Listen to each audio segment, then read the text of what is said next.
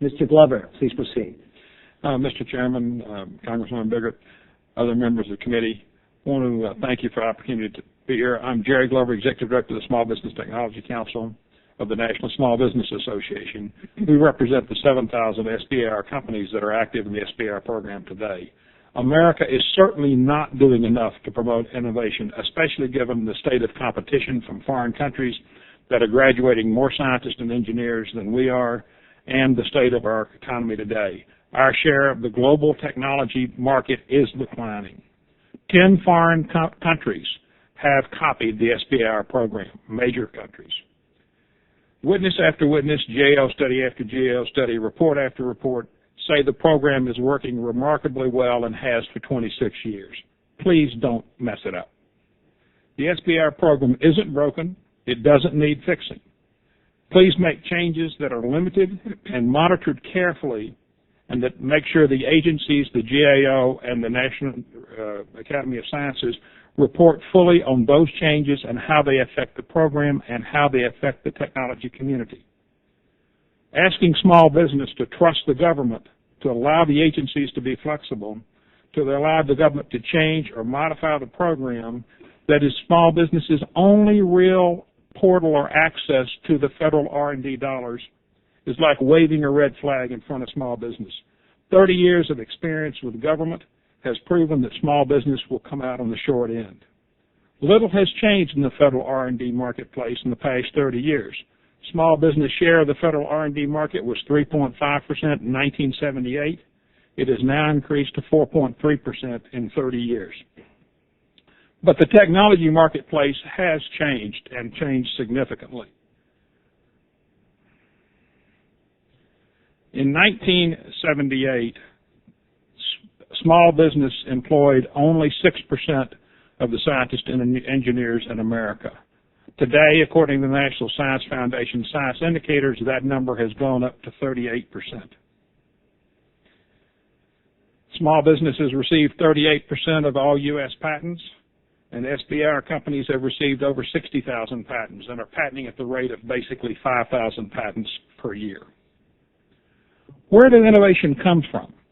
One of the more surprising studies recently is looking at where the innovation come from. According to the R&D Top 100 Innovations, small business has gone from zero, SBIR companies from zero in 1982 when the program started, to now having 25% of all American key innovations.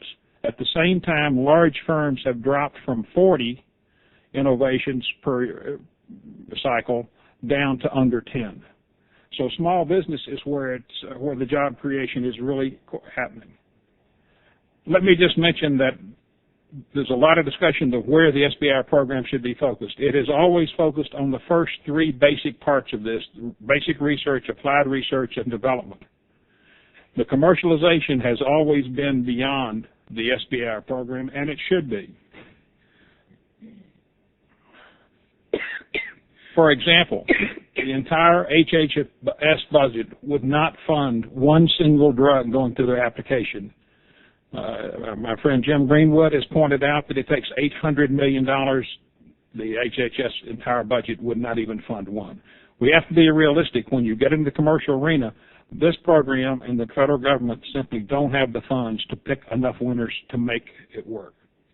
The economic impact of the SBIR program, the job creation just as of small business, if you look at this indication, small business has led us out of every recession, and they are doing will continue to do that.